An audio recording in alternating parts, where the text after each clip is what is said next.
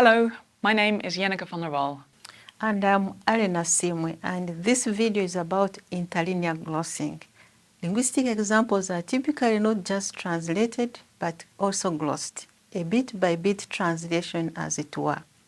But what makes a good gloss? That is what we show you in this video. We even have a first aid glossing kit. We use illustrations from Bantu languages here, but the principles apply to all linguistic examples. First, however, we need to know what the lines of the example are. Let's look at this Kitharaka example. The first line is a transcription of the phrase or sentence in the language understudied. This can be in IPA in your own system or in the language's orthography. Here, the Kitharaka orthography uses circumflex diacritics for different vowels. If the language is tonal, you may want to include tonal marking to help linguistic analysis. The second line is a breakdown of the sentence into its underlying morphemes. This may be different from the surface form. For example, the underlying form of the prefix mo plus the stem ana are pronounced as moana. Now that we have the building blocks, we can gloss them in the third line. Lexical morphemes such as child or swim are in small letters. Grammatical morphemes like PRS for present and dem for demonstrative are glossed in small caps. These give you the function of the morpheme. Finally, the last line provides a free translation into the meta language you are writing in this case, English.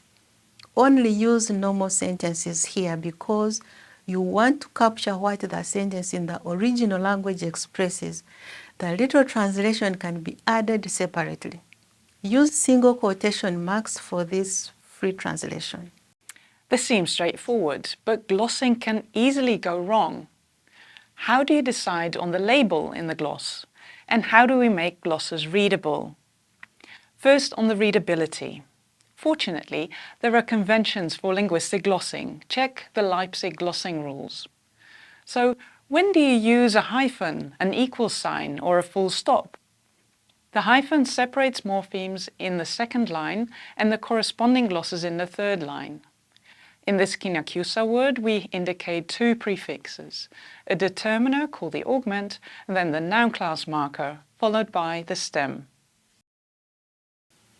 And very important, always check that you have the same number of hyphens in lines 2 and 3. The equal sign is used for clitics, which attach to whole words. In Makua, the repetitive enclitic to can be added to both nouns like today and verbs like you have eaten. In this example, the clitic follows the final inflection ale on the verb and is separated with an equal sign in both lines 2 and 3. Now, what do we do with a morpheme that captures multiple meanings? This is where we use the full stop. In Richiga, T is the negative copula. We indicate both the negation and the copula function for this morpheme and separate the glosses with a full stop. Sometimes people use a colon to separate grammatical glosses. The same goes for lexical meaning. The verb stem yos corresponds to two English words, become and hot, with a full stop between them. Do not use a space. So we have the hyphen, the equal sign, and the full stop to separate glosses. To further increase readability, make sure that the words in line 2 are neatly aligned with the glosses in line 3. Software like LaTeX will automatically align examples, and in word processors you can use tabs or tables for aligning glosses. All right, so now we know about the 4 lines and how to make them readable. But you can still end up with a bad glossing. How do we choose the gloss for each morpheme? The first point I want you to remember is that a gloss is an analysis. Let me show you by examining the first example.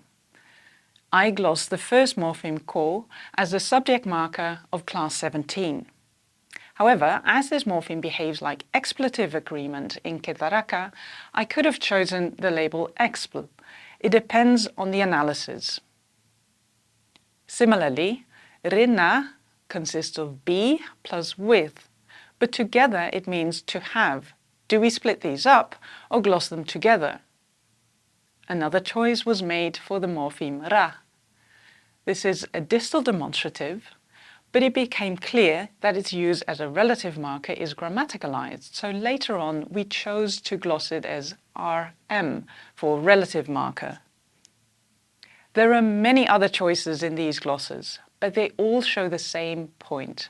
A gloss is never a neutral label. As the author, you make the analysis, and your gloss reflects that analysis. That does not mean that you should shy away from analysis. An important guideline is to be as precise as you can be, while keeping in mind readability. What do I mean by that? Take the example of the first prefix on Kinyakyusa words. There are many non-helpful ways to gloss this. You in Yumundu can be glossed the same as the noun class prefix, as one. This at least gives us the information that the prefix varies with noun class.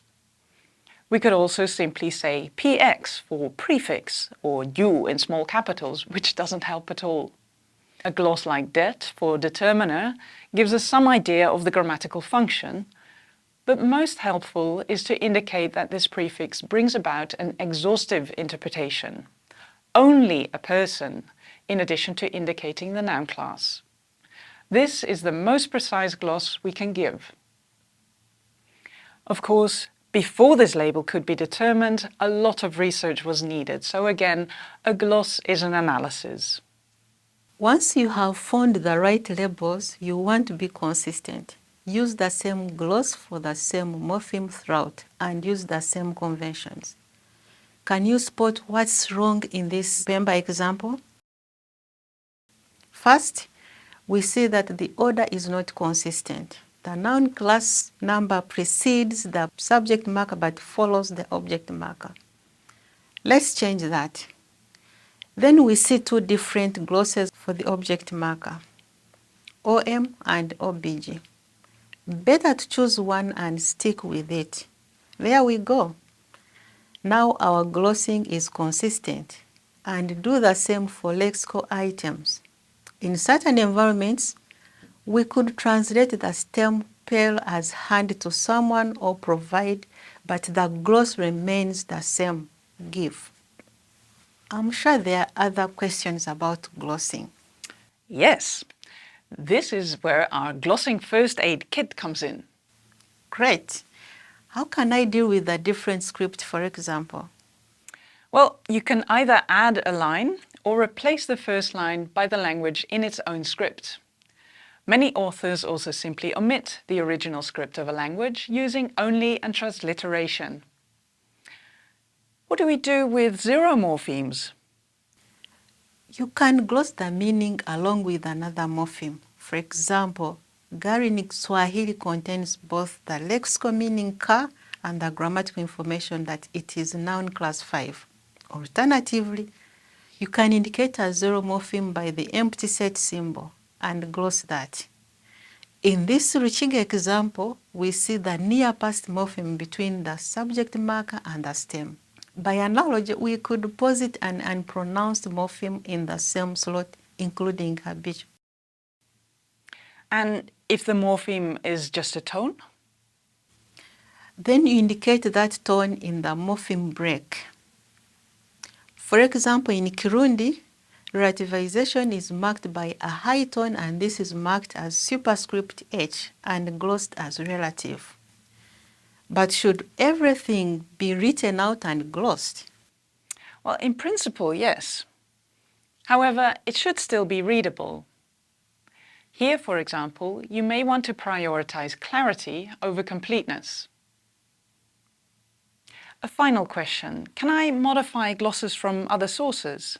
You want to be careful with that because, as said, a gloss is an analysis. You can, however, make the glosses consistent and indicate that in the reference, like so. Okay, so when we are glossing, we use hyphens, equal signs and full stops for different functions. We want to be as specific as we can in the label that we choose. We align the glosses nicely, and we make sure that everything is consistent. Now it's up to you. Good luck!